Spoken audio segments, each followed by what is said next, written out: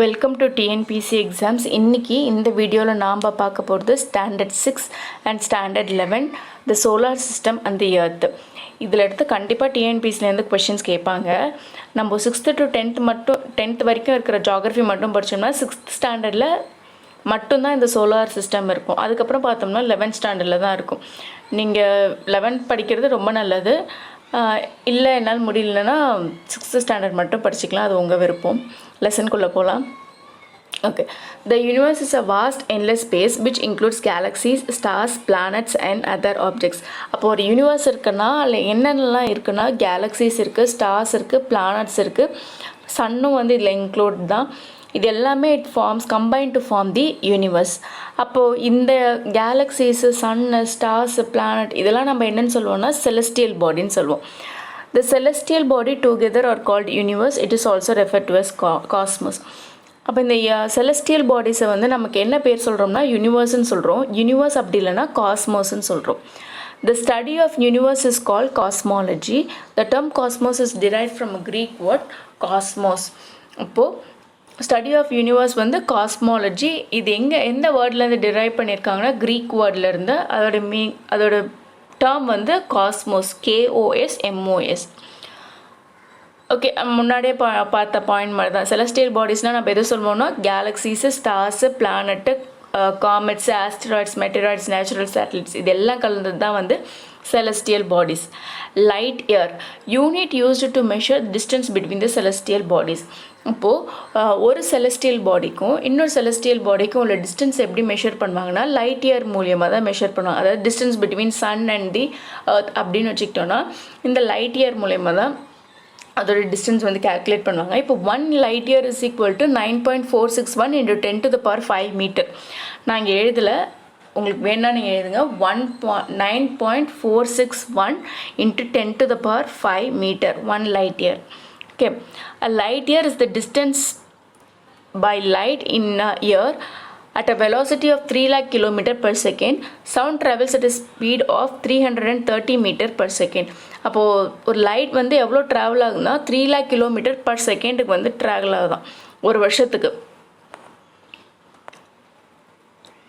லைட்டுக்கு அதோட travel time சொல்லியிருக்காங்க. இதுமாதிரி சவுண்டுக்கும் சொல்லியிருக்காங்க. Sound travels at a speed of 330 metre per second. செகண்டுக்கு வந்து 330 மீட்டர். அதுவே லைட்டு ஒரு வருஷத்துக்கு வந்து 3 lakh kilometer per second per yearக்கு. Okay, Voyager 2 traveling at a speed of more than 62,764.416 kilometer per hour will still take more than 2,96,000 years to pass Sirius, the biggest star in our night sky.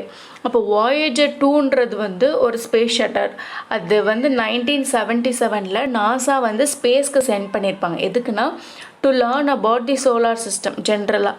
அப்போது இந்த Voyager 2 வந்து ஒரு குறிப்பிட்ட speed என்னென்னா around 62,000 kilometer per hourக்கு நம்ம அனுப்புனாலுமே it will take 2,96,000 years.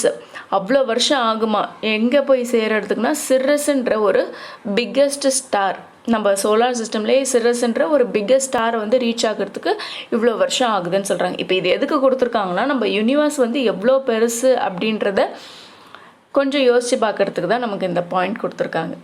Already இந்த பிளாக்ல எழுதியிருக்கிறதுலாம் வந்து அந்த பாக்ஸில் ஹைலைட்டடாக கொடுத்துருக்க விஷயங்கள் நம்ம புக்கில்.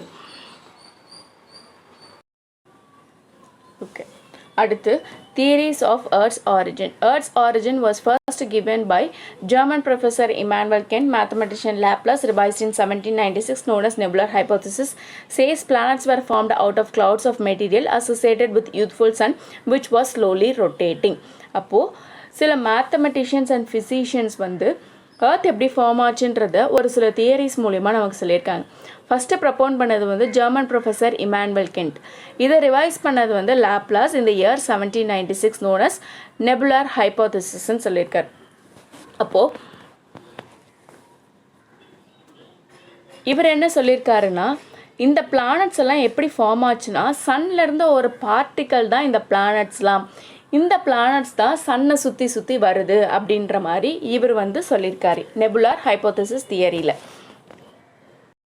ரைட், செகண்டாக வந்த theory, Littleton propounded the asserting theory of Earth's formation says approximately 4.6 billion years ago, the solar system was cloud of dust and gases known as solar nebula began to spin. The gravity collapsed the material on itself and it formed the sun in the center of the solar system. Small particles drew together, bound by the force of gravity, into large particle. The solar wind swept away the lighter element as hydrogen and helium, left only heavy rocky material to create the planet of Earth. By this way, planets, moons, asteroids, comets, etc. were created. Okay. செகண்டாக வந்த theory அசர்ட்டிங் theory. யார் ப்ரப்போன் பண்ணானா Littleton ப்ரப்போர்ட் பண்ணியிருக்கார். இவர் theory படி solar system is formed 4.6 billion years ago with the help of clouds of dust and gases சொல்லியிருக்காரு. இந்த clouds of dust and gases வந்து சோலார் நெபுலா. இந்த சோலார் நெபுலா வந்து ஒரு ஸ்பின்னிங் ஷேப்பில் சுற்றிக்கிட்டே இருந்தப்போ கிராவிட்டி கொலாப்ஸ் வந்து நடந்து சன் வந்து சென்டர் ஆஃப் த சோலார் சிஸ்டமாக வந்துட்டுதாகவும் சொல்லியிருக்கார். இப்போ கிராவிட்டி கொலாப்ஸ்னால் ஆப்வியஸ்லி மெட்டீரியல்ஸ் எல்லாமே யூனிவர்ஸில் ஃப்ளோட் ஆகும். அதன்படி தான் சன் அப்படி இருந்ததுனால தான் சன் வந்து சென்டராக வந்திருக்கும், அதை சுற்றி நிறைய பிளானட்ஸ் வந்திருக்கும் அப்படின்னு சொல்லியிருக்காரு. இதில் கிராவிட்டி கொலாப்ஸில் ஸ்மால் பீசஸ் வந்து bounded together to form a large பார்ட்டிகல்னும், ஒரு சில lighter elements like hydrogen and helium வந்து இந்த சன்லேருந்து வர சோலார் விண்னால் ஸ்வெப்ட் அவே ஆகும். ஹெவி ராக்கி மெட்டீரியல், அதாவது ரொம்ப அதிக கனமான ராக்கி மெட்டீரியல்ஸ் வந்து பிளானட்ஸ் ஆகவும் ஃபார்ம் ஆயிருக்கலாம் அப்படின்ற மாதிரி இவர் சொல்லியிருக்கார். So this is the way how the planet, moons, asteroid, comets were created அப்படின்னு சொல்லியிருக்கார். அப்போ இந்த பிளானட்ஸ் ஃபார்ம் ஆகக்குள்ளே எப்படி இருந்திருக்கும்னா ரொம்ப டென்சரான பார்ட்டிக்கல் வந்து இன்டீரியராகவும் கோராகவும், லைட்டர் பார்ட்டிக்கல் வந்து அவுட்டர் ரீஜன் க்ரஸ்டாகவும் இருக்கலாம் அப்படின்ற மாதிரி இவர் தியரியில் இவர் சொல்லியிருக்கார். பார்த்தோம்னா earth's rocky core formed first, denser particle centre, lighter particle crust. அப்போது ஃபஸ்ட்டு கோர் உள்ளே இருக்கிறது தான் ஃபார்ம் ஆயிருக்கு, அதுக்கப்புறமேட்டா தான் வெளியில் லைட்டர் பார்ட்டிக்கல் ஃபார்ம் ஆயிருக்கு. Modern theories of origin of universe. இப்போ மாடர்ன் தியரியில் ரொம்ப பாப்புலரான தியரி வந்து இந்த பிக் பேங் தியரி, அப்படி இல்லைன்னா எக்ஸ்பேண்டிங் யூனிவர்ஸ் தியரி. இந்த மாடர்ன் தியரியில் 1927 வந்து ஃபஸ்ட்டு ப்ரப்போன் பண்ணது யாருன்னா Abbe George Lemaitre, a Belgium astronomer, first to propose the theory of origin of universe. Modern தியரியில் இவர் ஃபஸ்ட்டு ப்ரப்போஸ் பண்ணியிருக்காரு. அதுக்கு அடுத்தது Edwin Hubble provided the evidence that universe is expanding, called Big Bang theory. Accordingly, universe was formed 13.75 billion years ago. அப்போது modern தியரியில் செகண்டாக ப்ரப்போன் பண்ணவர் வந்து Edwin herbal. இவர் தான் வந்து என்ன சொல்கிறாருன்னா யூனிவர்ஸ் வந்து எக்ஸ்பேண்ட் ஆகுது, அதாவது விரிவடையுது. அந்த தியரிக்கு பேர் தான் வந்து பிக் பேங் தியரி. அவர் தியரிப்படி என்ன சொல்லியிருக்காருன்னா ப்ரூவும் பண்ணியிருக்காரு. யூனிவர்ஸ் வந்து 13.75 பில்லியன் இயர்ஸ்க்கு முன்னாடியே ஃபார்ம் ஆகிடுச்சு அப்படின்னு சொல்கிறாரு. Matter from the universe was thrown out with a great force in all directions and started expanding. This matter, many group of stars were formed called galaxies. அப்போது ஏதோ ஒரு ஆப்ஜெக்ட், ஏதோ ஒரு மேட்டர் யூனிவர்ஸில் இருக்குது, அது வந்து it is thrown out with a great force. அது ஏதோ ஒரு ஃபோர்ஸ் மூலியமாக விட்டு எரிஞ்சிருக்காங்க, அதில் ஃபார்ம் ஆனது தான் இந்த கேலக்ஸின்னு சொல்கிறாரு. சோலார் சிஸ்டம் சொல்ல இந்த கேலக்ஸின்னு சொல்கிறாரு. இந்த கேலக்ஸிலாம் என்ன, குரூப் ஆஃப் ஸ்டார்ஸ் தான். இப்போ கேலக்ஸின்றது வந்து system of billion of stars, stellar remnants, interstellar, gas, dust and dark matter. இந்த கேலக்ஸியில் இதெல்லாம் இருக்குதுன்னு சொல்கிறாங்க. Stars, stellar remnants, interstellar, gas, dust, dark matter.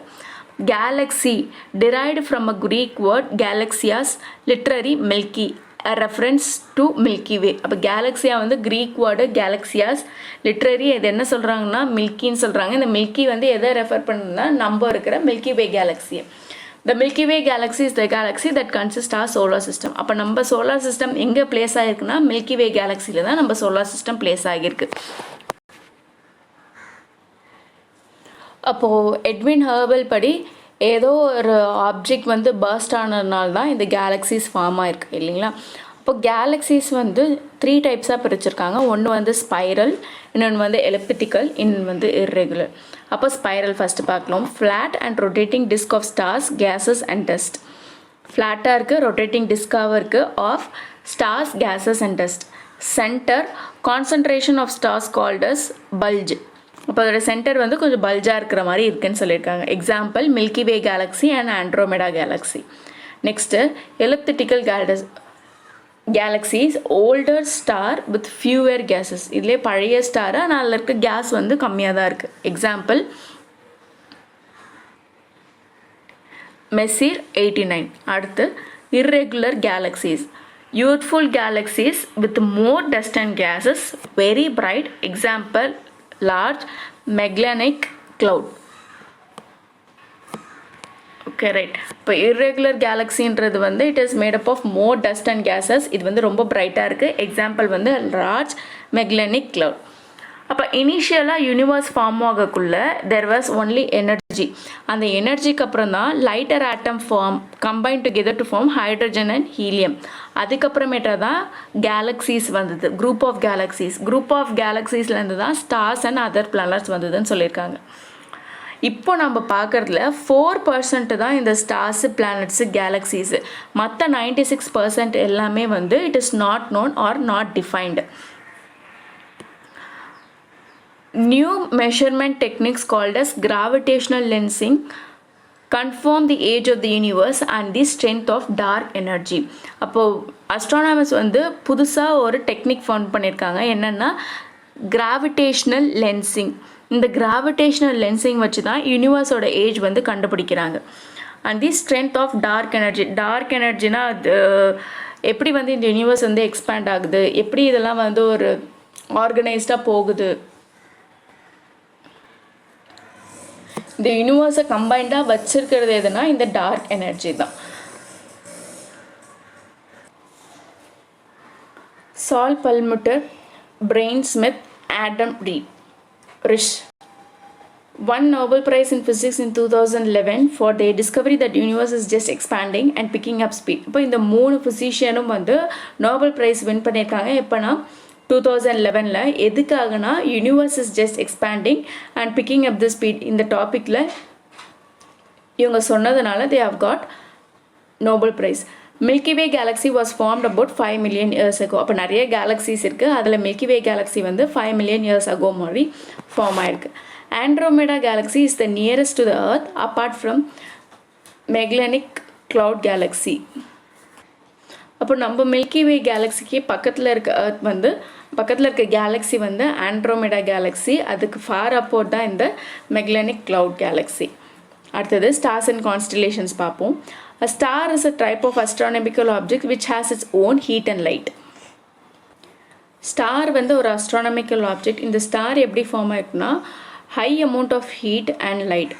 Nearest star வந்து sun. Sirius is the brightest star than sun. சன்னை விட பிரைட்டாக இருக்கிறது வந்து Sirius. Proxima Centauri closest to sun. இந்த ஸ்டார் வந்து closest star to sun. Star changes during its lifetime as red giant, white dwarf, neutron star and black hole. இது நமக்கே தெரிஞ்சதுதான். ஒரு சில ஸ்டார்ஸ் வந்து நம்ம பார்த்தோம்னா ட்விங்கிள் ஆகிட்டே இருக்கும். இந்த மாதிரி ரெட் கலரில் இருக்கும், க்ரீன் கலரில் இருக்கும். அதே மாதிரி தான் ரெட் ஜெயிண்ட்டாக இருக்கலாம், ஒயிட்டாக இருக்கலாம், ட்ராஃப்டாக இருக்கலாம், நியூட்ரோ ஸ்டாராக இருக்கலாம், இல்லை பிளாக் ஹோலாக இருக்கலாம். குரூப் ஆஃப் ஸ்டார்ஸை என்னன்னு சொல்கிறாங்கன்னா கான்ஸ்டலேஷன் சொல்கிறாங்க. Constellation is a group of stars that forms a particular shape in the sky. Right. 1929 International Astronomical Unit adopted official constellation boundaries that has 88 official constellations. அப்போது 1929ல் இன்டர்நேஷ்னல் அஸ்ட்ரானமிக்கல் யூனிட் என்ன confirm பண்ணியிருக்காங்கன்னா there are 88 official constellation சொல்லியிருக்காங்க. டாலமி ஆல்மகிஸ்ட் புக்கில் listed 48 constellation. இந்த டாலமின்றது வந்து oldest geography எழுதினவர். உராஸ் மேஜார் லாட்டினில் வந்து இதுக்கு அர்த்தம் வந்து great bear. Seen in northern hemisphere and a part of southern hemisphere. அப்போ இந்த உராஸ் மேஜார்ன்றது வந்து ஒரு கான்ஸ்டலேஷன். இதோட லாட்டின் அர்த்தம் வந்து கிரேட் பியர்ன்னு. இது வந்து நம்ம நார்தர்ன் ஹெமிஸ்பியர்லேயும் தெரியுது, பார்ட் ஆஃப் சதர்ன் ஹெமிஸ்பியர்லேயும் இந்த கான்ஸ்டலேஷன் தெரியுதுன்னு சொல்லியிருக்காங்க. அதுக்கப்புறம் வர நெக்ஸ்ட் வீடியோவில் வந்து நம்ம சோலார் சிஸ்டம், சன்னு, மூணு அதை பற்றி பார்ப்போம். தேங்க்யூ.